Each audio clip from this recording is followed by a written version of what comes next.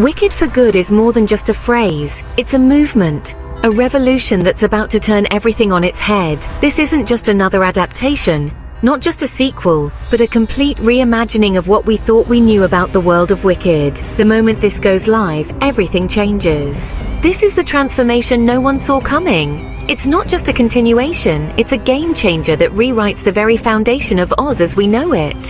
For years, we've seen Wicked as a story of perspective, a chance to look beyond the fairy tale and uncover the deeper truths of its world. But Wicked for Good takes that concept to an entirely new level.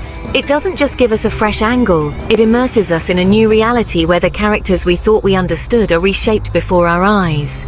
Elphaba, the so-called Wicked Witch, has always been a symbol of rebellion and misunderstood intentions. But Wicked for Good is not just about redemption, it's about revolution.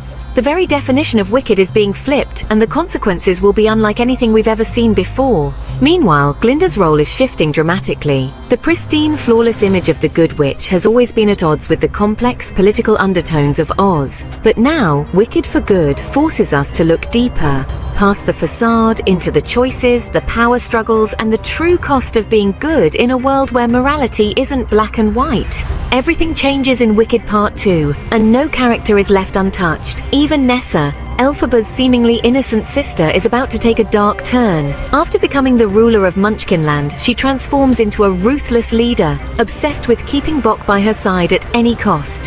When Elphaba visits her, Nessa lashes out, furious that her sister won't use her magic to make her walk. Elphaba enchants her slippers, but in Wicked for Good, this iconic moment isn't what we expect. Marissa Bode, who plays Nessa, hinted that there will be movie magic in a way that surprises everyone.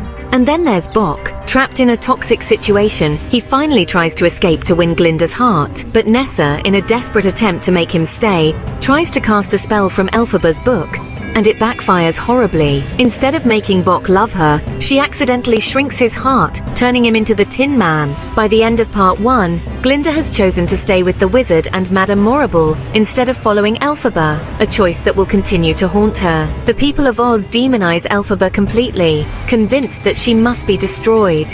Even Glinda fuels the narrative, unknowingly solidifying Elphaba's fate as the Wicked Witch of the West.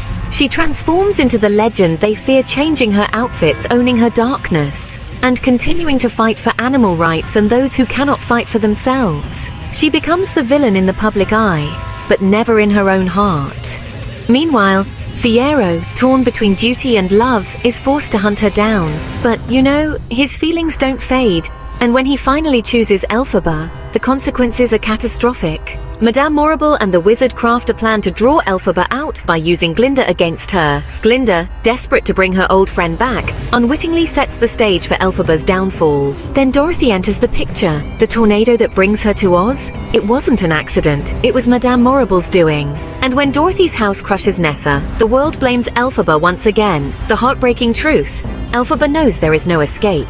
So, she orchestrates her own demise. She uses the legend against them, faking her own melting to disappear forever.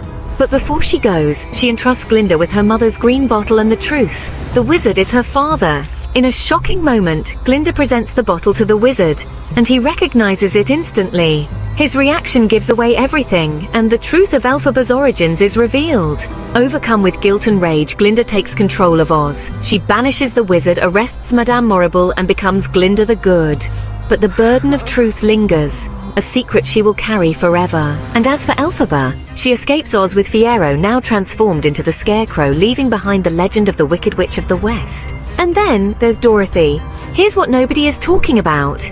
Dorothy has been fully cast and filmed, but her identity is being kept a total secret. Some fans speculate it could be Alicia Weir from Matilda the Musical, but nothing is confirmed.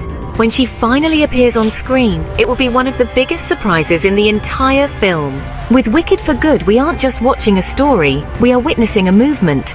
This is more than a prequel, it's more than a retelling.